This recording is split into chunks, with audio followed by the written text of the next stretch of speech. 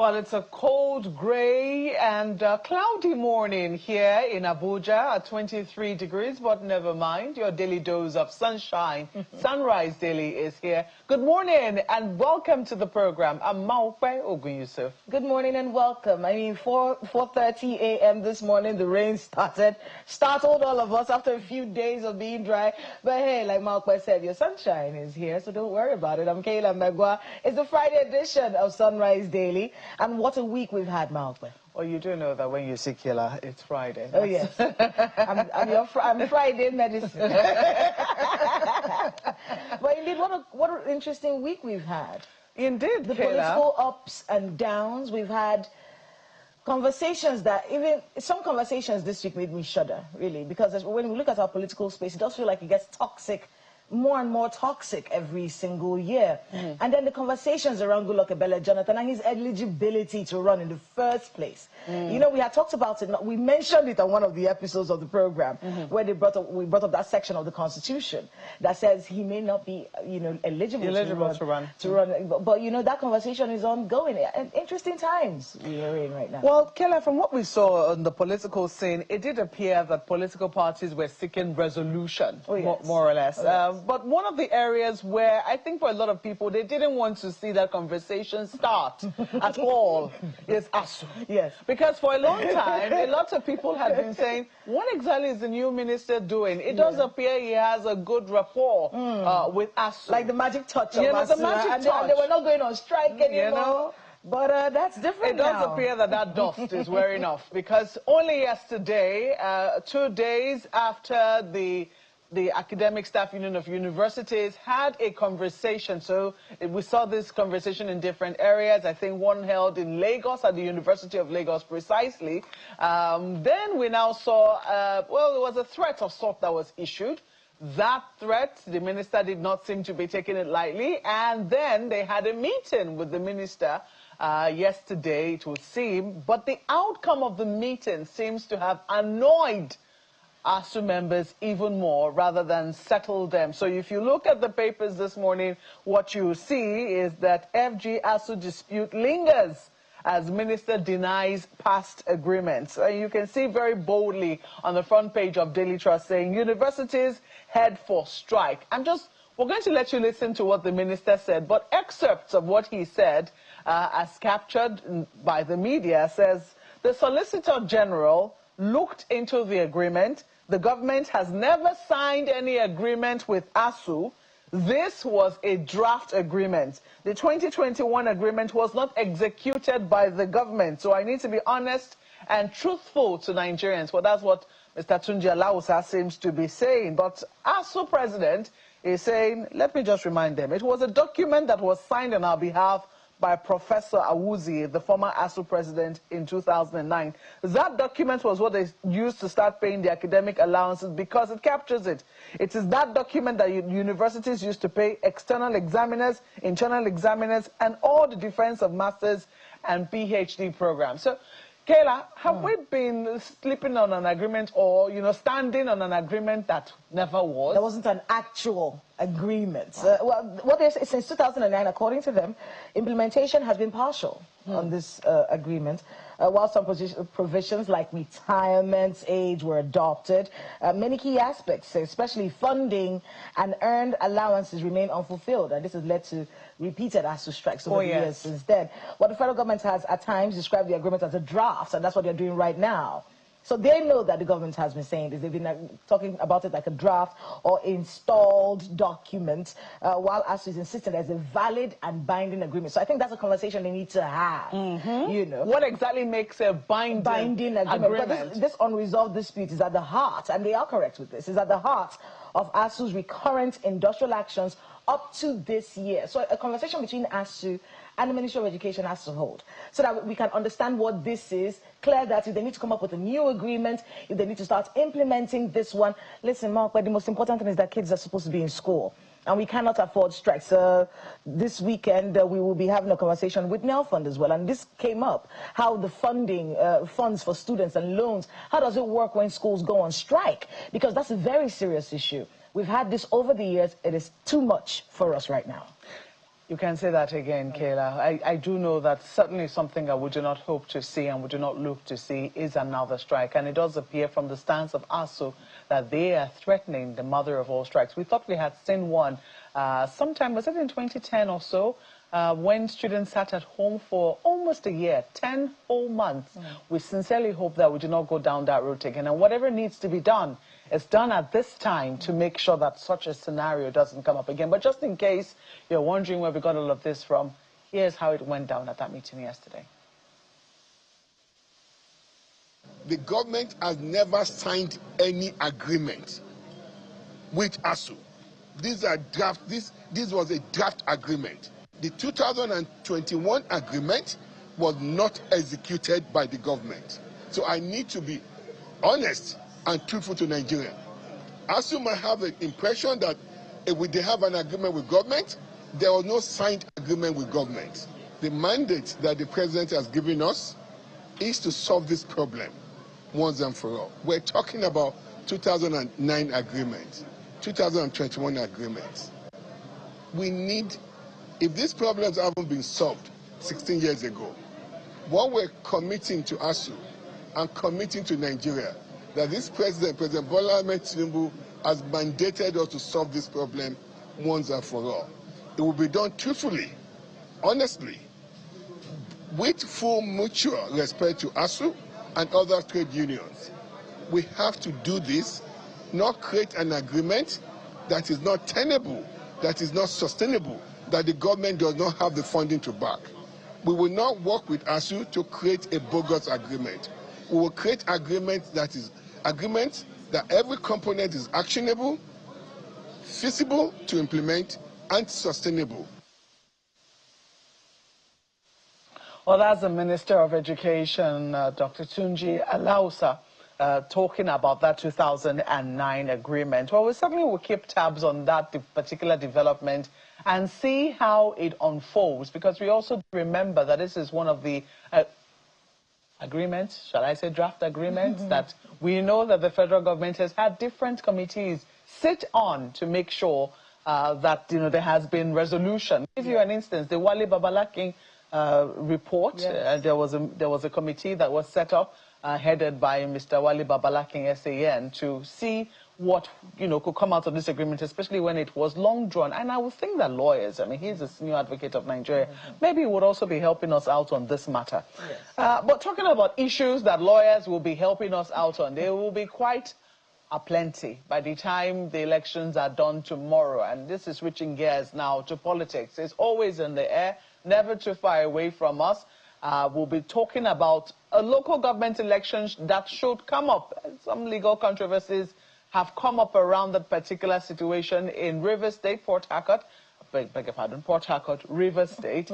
We'll be seeing how it will eventually pan out tomorrow, but we'll be watching that particular development. Rivers State will be conducting its local government elections. Now, there have been questions as to whether this is actually possible, given the fact that Rivers State is currently under emergency rule and a sole administrator is in place. So there are questions as to whether this can take place. There have also been questions as to whether local governments will be able to, genuinely get their funds. Quite a number of issues that have been raised. As a matter of fact, some people have tried to test this in court, and we understand that yesterday, a Rivers State High Court sitting in Port Harcourt dismissed an ex parte order seeking to stop the local government elections in the state. The presiding judge, Justice Stephen Jumbo, in his ruling, in a suit filed by a Port Harcourt-based legal practitioner, Williams Abayomi Stanley, said the application for motion ex parte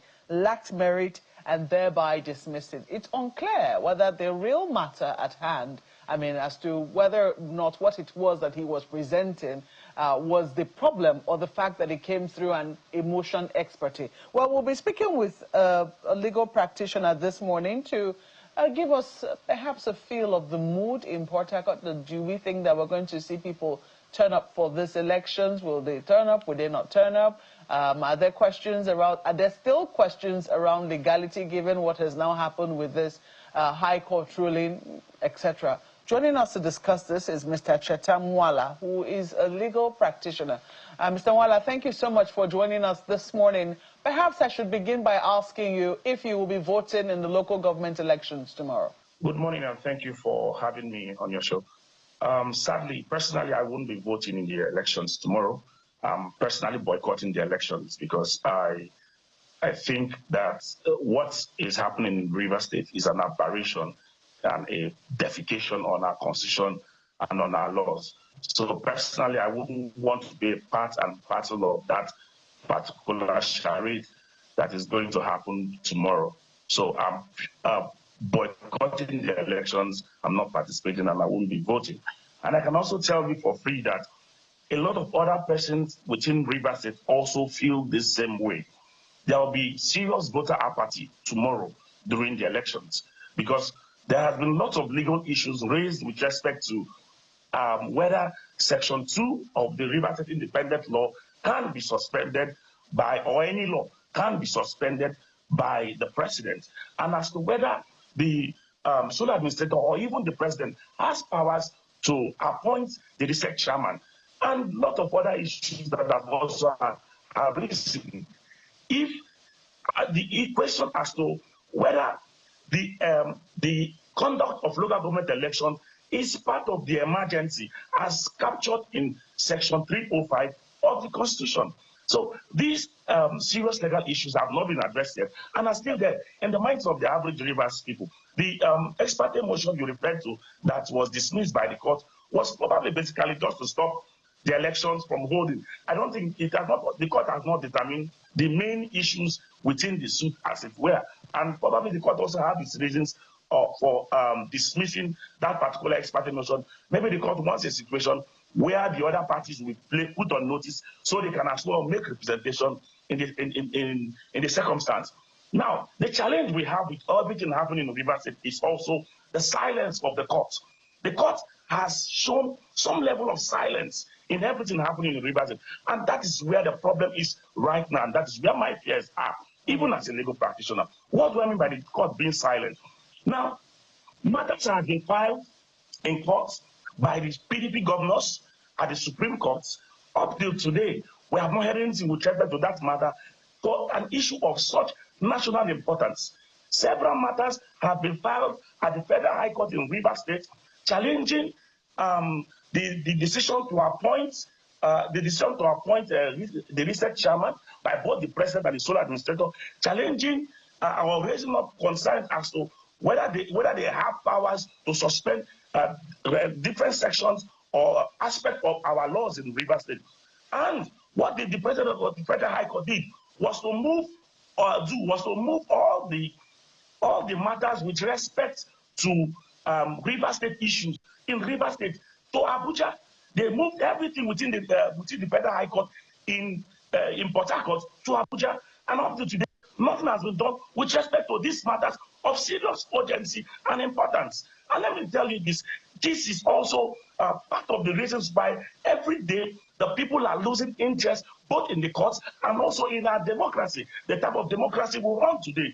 As I speak to you, Rivers people are not even optimistic about anything coming out from this whole thing. Rivers people are quite tired of the whole situation because the state has not been able to move forward as it ought to move forward. And we are saddened and bedeviled by this whole state of emergency declared upon our state because it has destroyed our economy. It has seriously impoverished us. As I speak to you, for the past how many months now, 5 months now, we have not had any form of development within the Rivers State.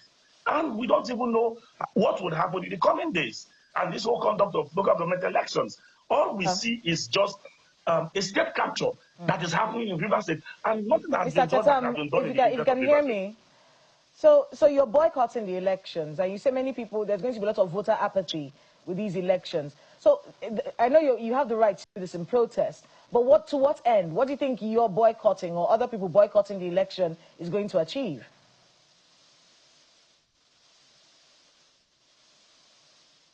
It's definitely going to show to the whole world that what is happening in Rivers State, Rivers people do not support it. Rivers people are clearly against it. And the rest of the country would also understand that the election that is actually going on in Rivers State, it is not in the best interest of Rivers people, and that is why they are not participating in the elections. So a boycott may not stop the reset and what the president is doing in Rivers State from happening. They may go ahead and actually conclude with the caucus. What we have is selection. You have also seen how certain persons who were APC members at night, by the next morning, they are automatically PDP candidates in the election. And persons who were PDP members yesterday, by this morning, they are already APC candidates. That's the kind of elections we're actually seeing, where we saw a situation where the minister of the FCT selected who becomes what in each LGA and also spread them into the various political parties to contest elections. Is that an election? Is this how we should conduct elections within this country at this particular age and time? It tells you that there's really nothing to hope on. And Rivers people are saddened by this particular situation. They are tired of it. And I can tell you for free that Rivers people are not happy with what is happening. A boycott may not stop them. However, it would only let everybody understand that we are not part and parcel of this destruction of our democracy that is being carried out today by both the Minister of the FCT and the President of the Federal Republic of Nigeria, President Bola Ahmed Tinubu, which is a sad situation for Rivers State and a sad situation for our own democracy as a people. Because, you know, and you took the words right out of my mouth there, because a boycott, you know, is a form of protest. But, you know, when you're taking action, especially when it comes to electoral matters, you have to be able to look at what kind of outcome it will give you. And you're spot on. It may not change anything, but it will just register your discontent with the process. What will be an ideal situation for you? And in your view, because this is a question I've always wanted to find out from legal practitioners, were these elections necessary at this particular point in time? And then what will be an ideal situation for you and others like you who are deciding to boycott the process tomorrow? Now let me tell you, ideally, in circumstances like this, if we look at the minds of the draftmen of Section 305, what they had in mind was to quell worrying situations where there are insecurities within a section of the country or parts of the country, as it were, that a situation will be created to quell those insecurities and to make sure that those areas are taken care of and peace is restored or normalcy is restored within that particular vicinity. Now, the drafters of Section 305 of our Constitution never at any point in time envisaged a situation where democracy would be completely halted in these areas. And how do you conduct a local government election in an area that you claim to be under siege, to be under serious security threat? How do you conduct local government elections? Does Section 305 also gives you that particular powers to go ahead or to act as a governor in the circumstance of this particular situation? You're only supposed to restore peace, which we know that we have said it time and time again that the declaration of a state of emergency in Rivers State was wrongly done, and we have critically condemned it at every forum we have found ourselves. However, we have found ourselves in a situation today, of course, in a leadership that does not listen to the plight and the cries of the people. They have continued with it. But now, why are you conducting a local government election?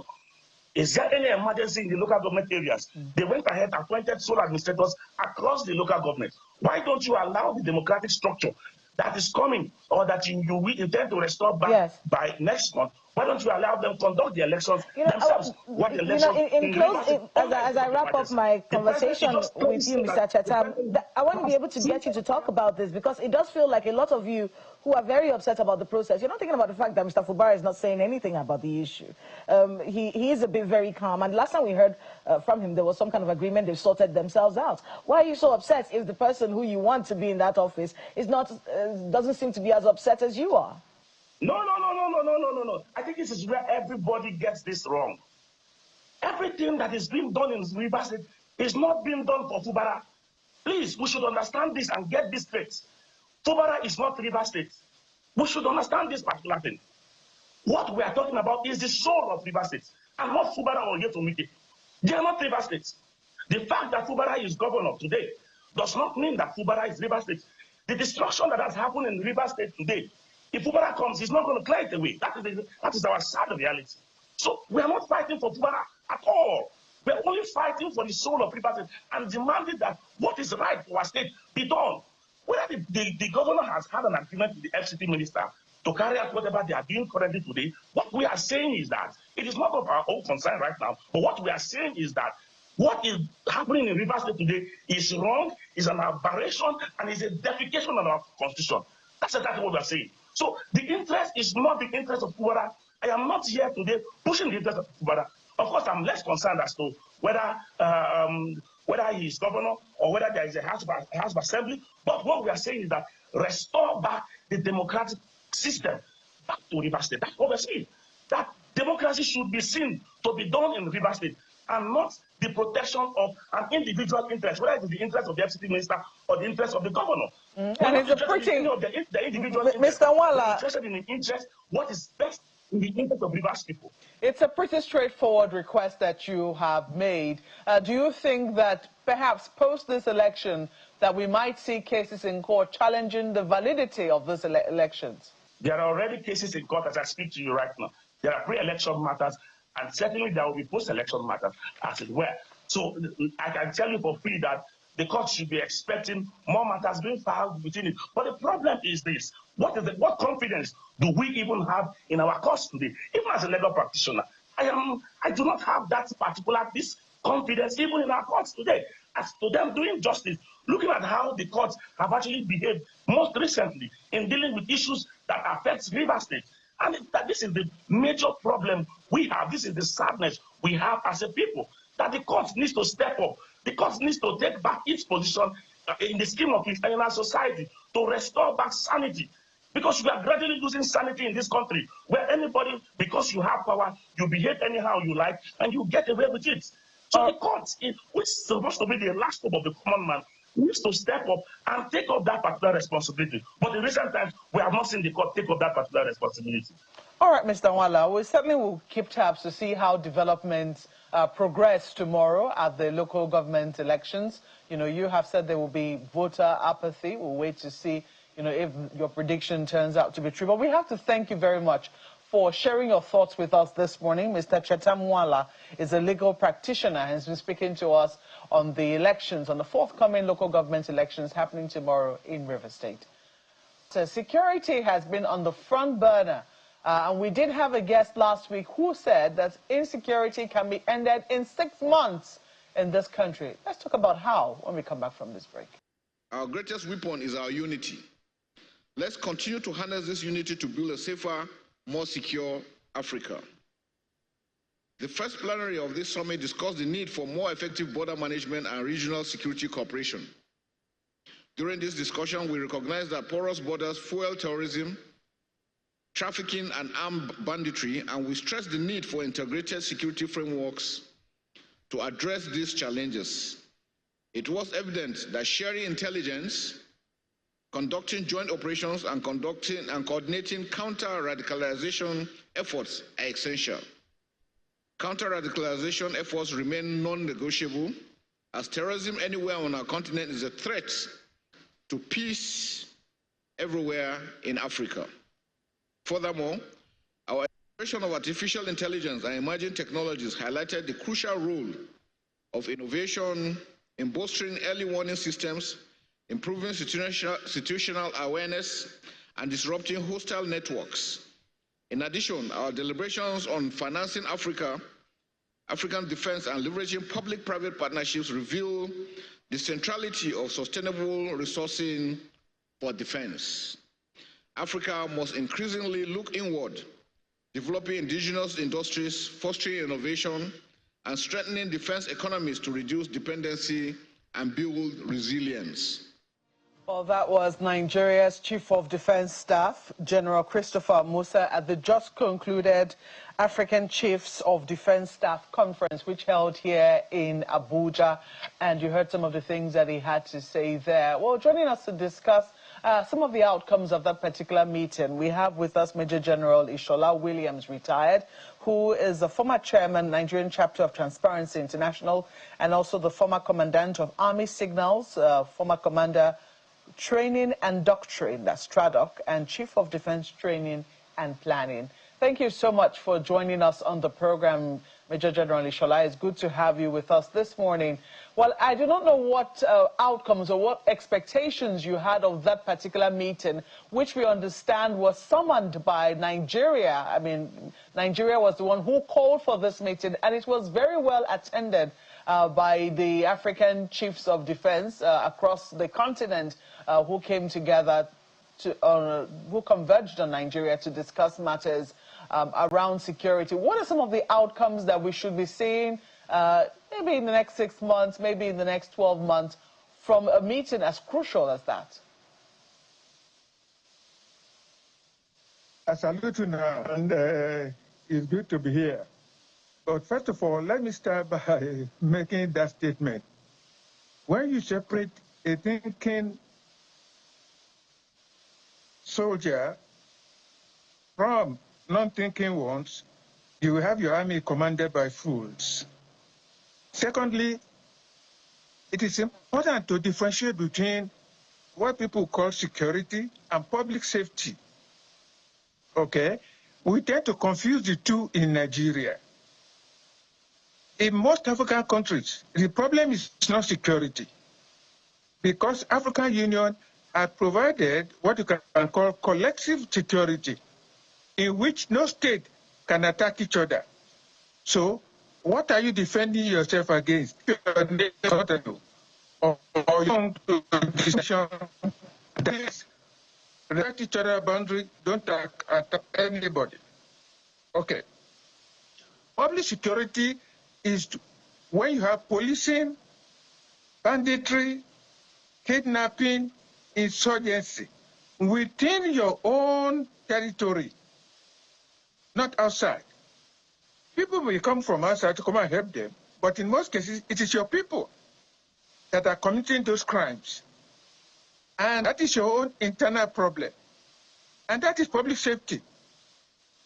And in Lagos, for example, you have the neighborhood watch. That is part of public safety. If I can move from here to Enugu without being kidnapped or anything, that's public safety, because that's the responsibility of the police. And if you get to another state, paramilitary police is there. And we have police, we have paramilitary police. Most of the states have already established community policing and state policing with vigilantes, with all sorts of people in uniform. Those structures are already there. What they need is to be well organized and to be well trained.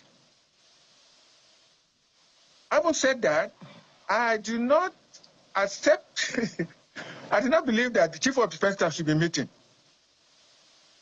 I was going to say, are you suggesting, because after you made your opening statement, are you suggesting that this perhaps was a waste of time?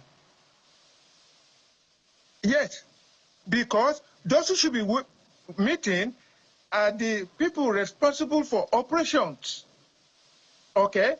Because except for Chadian army and Rwandan army, most of the other armies in Africa have been disgraced by insurgents, by terrorists or anything. It's also important to separate terrorism from insurgency. We have no terrorism in Africa. We have insurgency in Africa. But African armies, like I said, except Chad and Rwanda, have not been able to deal with the issues for the past 15 years, which means something is wrong tactically and operationally. But they keep buying expensive weapons, which, if you take the example of the Americas, they've never won any insurgency war with all their sophisticated and expensive weapons, because it's like using big hammer to kill a fly. So what I expected that those people who are in charge of operations to look at the tactics that they are using, which are completely wrong and not appropriate for the wars that they have internally.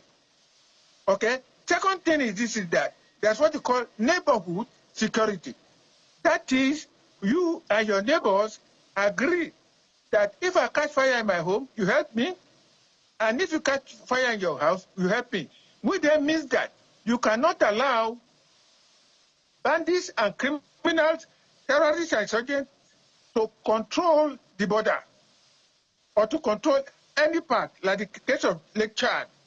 But that's not what's happening. So the Chief of Defense Staff is just a waste of time. Their operational people should be meeting. Secondly, most of the jobs that they are giving to the military now, the military was not trained to do these jobs. Okay? Yes, General, the paramilitary police were trained to do the job. Okay, General, it is true that our security threats have since changed from conventional warfare to internal security matters. I mean, they have been more guerrilla-style, internal security issues, so to speak. And as such, as you said, it does appear that we have had to deploy unconventional methods, which our military is not particularly suited to. Some people will say, well, maybe that's why, this kind of meeting is important for us to be able to discuss these matters, because we see that there are cross-border issues. I mean, for instance, you spoke of Chad. We're seeing what is happening in Niger, the security issues, or even as far as Libya, up north of the country, Central African Republic. Some of the crises happening in these countries coming much later to affect other countries where those crises never started from. So don't you think that this cooperation is needed at that level, that kind of conversation? Of course, they can always cascade it and say, well, our operational commanders will need to cooperate more, and of course, they can have their own meetings. But to start that conversation, shouldn't we have a meeting of leaders at the top to discuss these issues and see how they can begin to, cooperate even more effectively at the downward cadre? No, I think they are getting the whole security threats wrong. If you see, criminals and bandits, they come from a community. And therefore, safety starts from the community level. So if you have proper policing, proper intelligence, and counterintelligence system from the bottom up, all these issues should be very much resolved to a great extent. But you haven't got that. You have a scattered approach to the whole issue. And if we have been doing this for the past 3 years, don't anybody believe that we need to find another way of doing what we are doing, and which is not giving us results, and a lot of money is being spent? The case of the Nigerian police is very obvious. Divide the Nigerian police into 3 parts: criminal investigation, paramilitary police separate, and the paramilitary police will now take up their responsibility as a separate agency. The policing now will be done at the state and community level. That's what should happen. General, you seem to believe that this is more a policing problem. But what do we then make of the threats that have come from outside of our country by non-state actors? The terrorists that we've seen, come from outside of the country, the groups that we've seen, some of them coming with their own agenda from other parts of Africa into our own country. How do we resolve those kinds of issues? Are they strictly policing matters? It is not true. Nobody's coming into Nigeria to come and fight anything. It's not true. It is not true. Our neighbors too have their own problems. Okay? So why should those citizens from those neighboring countries then come into Nigeria and then come and say they want to fight? It's not true. We have the immigration, we have customs, we have police, mobile police at the border. What are they doing? Secondly, too, ECOWAS has created a space for combined patrol of our borders. We too, in Nigeria, we have all sorts of mechanisms for controlling our borders. If we are not, and then we have NIA, DSS for intelligence system. The military too, the Defense Intelligence Agency, they have their own intelligence system. And they have a system for counterintelligence. If you have all these, and all these things are still going on, something is wrong. And what I'm telling you this is that sit down and find out what is wrong and develop a new tactical approach to the whole issue. So what do we and make therefore, separate. General, sorry to interrupt you again. When you say it is not true that we have external non-state actors, I mean, what do we then make of reports of ISIS West Africa? What do we make of reports of Ansaru? What do we make of reports of even Boko Haram, which began to extend to other African countries? Shall we dismiss them? See, when you go to North Africa, how did Algeria solve its problem? Algeria is stable now and quiet. Morocco is stable and quiet. Okay? Egypt has its own internal problems, and they are finding a way to solve it. So all this non-external state actor is all not true. And I challenge anybody to sort of prove that. Secondly, too, we talk about arms coming from outside. How did they come from outside? If we have custom, immigration, and police at the border, how did they come in? There must be some form of collusion. And really, many arms have been stopped at the port. They've been stopped at the port. How did they get from the sea by ship for them to come to the port? It means that there's a cartel that's going on. What are the intelligence systems doing? So when you have a problem, you tend to find somebody to blame. And that is what is happening. Okay? All this plan will not work.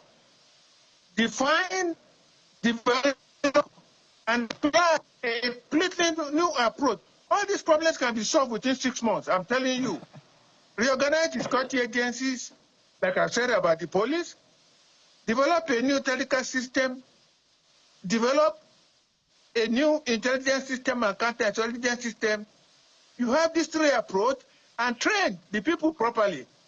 One other important point is this, is that you must train the soldiers how to fight. If your soldiers don't know, see, if you ask any soldier now in the Northeast, what are you fighting for? What are you fighting for? Or in the Southeast, what are you fighting for?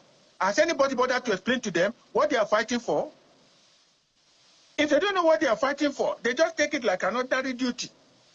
And if they are tired, they are tired. So there have been cases where soldiers have run away when Boko Haram attacks or when ISWAP attacks. Until today in Borno State, they are still holding places. How come? Which then means that the community too is supporting them to a certain extent. So how do you convince the community not to support them? What are the traditional rulers doing, for God's sake? If the communities are supporting these insurgents, all these problems can be solved in 6 months if, like I said, we are serious about having a new approach. We don't need to buy any more weapon systems. We don't need to buy any more aircraft. We don't need to buy any more weapons. We are going to maintain all these weapons that bought, weapons from Turkey, France, Czechoslovakia. We buy from everywhere. How do you want to maintain them? Where do you get the expertise to maintain them? All right, General So we're Williams, just wasting money I want to be and able wasting to time. let's talk about it, because what you said is something that, well, 3 things I've picked from what you said. Non-kinetic methods are not being considered here. If you have a place that is rife with poverty and people are offering you options that come in crime and criminality, it's most likely that you get a lot of recruits. And then, of course, the fact that the approach that is being used, you talked about how there's a difference between terrorism and insurgency, and security and public safety.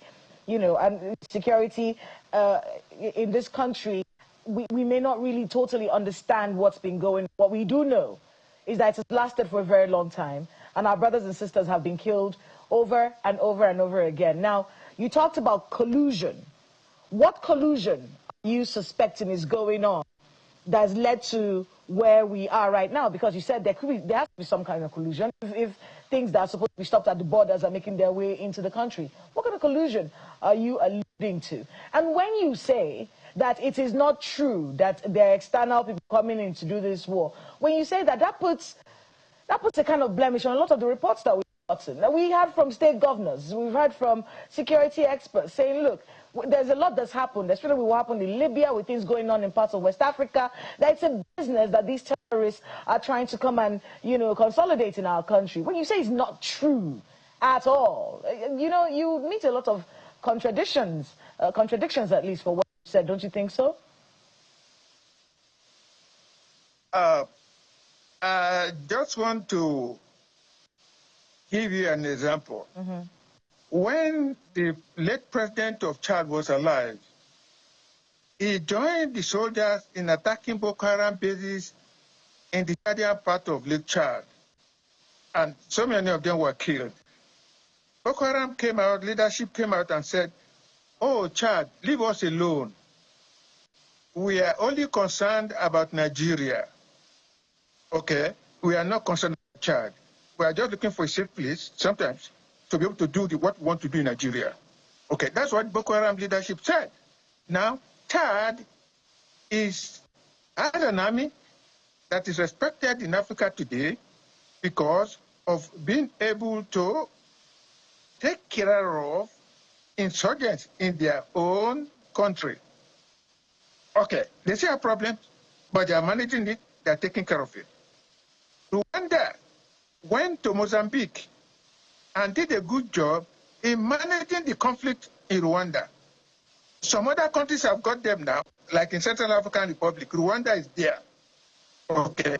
In Democratic Republic of Congo, see what they are doing in Democratic of Congo with the M23. They've occupied a space in Congo. Okay. These are armies. These are African armies. How are they getting to do all those things that they are doing? That is what I'm saying. It requires good training. Now, let's come to Nigeria. Take the case of Benue. I've spoken to people in Benue State, and I've been to Makurdi, and they will tell you very clearly that the people attacking their villages come from Nasarawa. If they come from Nasarawa, is Nasarawa a different republic from Nigeria? Are they not Nigerian citizens? How did they cross over? DSS have taken some of them to court now, at long last. But they've been doing this for a long time. So if DSS have stopped them and they are getting them to court, how do you stop that happening again? How do you stop that happening again? In the case of Plateau, I've also been to Jos and I've spoken to some people in Jos. What is there in Jos? It has been said that some of the people who are attacking those villages are the same people. The same ethnic group who are playing all these tricks. And sometimes they dress up like Fulanis and so on. These Fulani people that we keep complaining about, are they so invisible? Are they invisible? So sometimes I get surprised when people say all sorts of things that are totally, military, and that you don't expect them to be saying it with their training, experience, and number of years of service. The point is that we are not looking for a new way out of the situation. And instead of being proactive, we are reactive. And unfortunately, people are dying. Many of the state governors who are against bottom-up safety are now accepting that, yes, we need state police. National Assembly has refused to take any step. Why? Lagos State has proven that if you have good safety system, neighborhood watch, and so on, it can work. Amotekun in the Southwest, it is working. So, just tell me what is the problem? What is the problem? At one time, some people were shouting, Boko Haram are coming to the Southwest too, and I said it is not true. It is not true. If anything like that is going to happen, there are enough northern young men in Lagos only. If they want to cause mayhem, near my house, there are tens of them staying near my house. Some of them don't have any place to sleep every day. They just find a place to sleep every night. If they want to cause mayhem, they can do so, and nothing will happen. Okay, so the point is that most of these stories are stories. They are just looking for people to blame. Put the right structures in place, like the case of Lagos, like the case of Southwest and Amotekun, and ma'am, I think you will find some solution to this problem. And then you come down to number policing, not violence at all. Interesting way to put it. You didn't respond to my question about collusion, because you're saying that there has to be some kind of collusion for these weapons to be able to make their way into our communities. Yeah, most of these things is that what I've discovered is this. In fact, right from the time of even John Obasanjo in 1999, people have not sat down to really look at what are the public safety threats, what are the territorial integrity threats, and divide them into two separate issues. Sometimes they have connection, sometimes they don't have any. And then there are structures already on the ground. And I keep saying the operational tactics are wrong. And we are fond of saying an old outdated system, when they kill a number of these things, we don't know whether it's true or not, they tell that they have killed 35 people. They come again and they have killed 35 people in a particular area. But people keep coming, okay? So the problem of the communities not supporting criminals, not supporting insurgents, we have to find a way to resolve that challenge through what we call subnational mediation.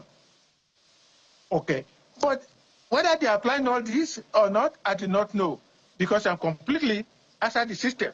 It's from what I read and from what I observe and from the visits I make that I can make all these comments that I'm making. And if there's anybody who wants to challenge me, let him do so. And I will tell him why, like I'm giving you some examples. Well, General, I do know that we certainly will be getting, we should be getting some response of sorts, because you have said that you are happy to be challenged. But as we wrap up now, I just want to take, get what your closing thoughts are with regards. You have said that we can resolve this in 6 months. So what needs to be done? Where does the willpower need to come from? The organization need to pull the country together to get the results that we desire around security. Where does it need to come from? Ma'am, let me give you this example. First story. When the Southwest governors wanted to set up Amotekun, Malami, Barrister Malami, then the Attorney General of Nigeria, said, no, you cannot set it up. Oh, it's unconstitutional law, blah, blah, blah, blah, blah, blah. Okay? What happened? The people there did not, the Southwest governor did not even listen to him. What did they do?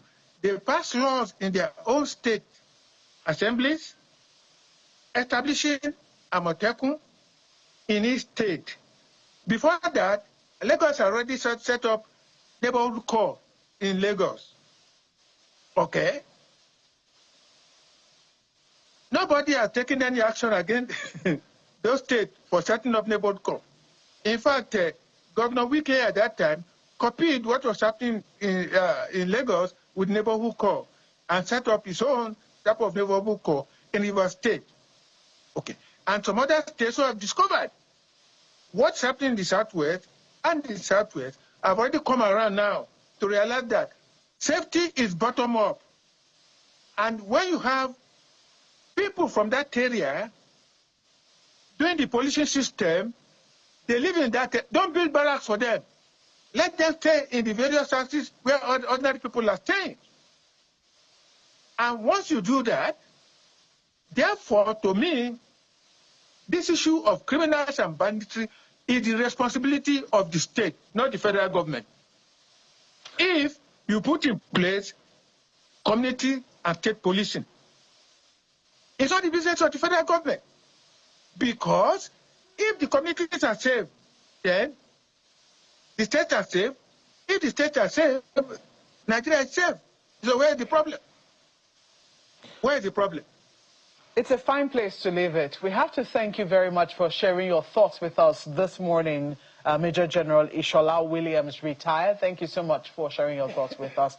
He is the former commandant of Army Signals, former commander training and doctrine as TRADOC, and Chief of Defense Training and Planning. Once more, thank you.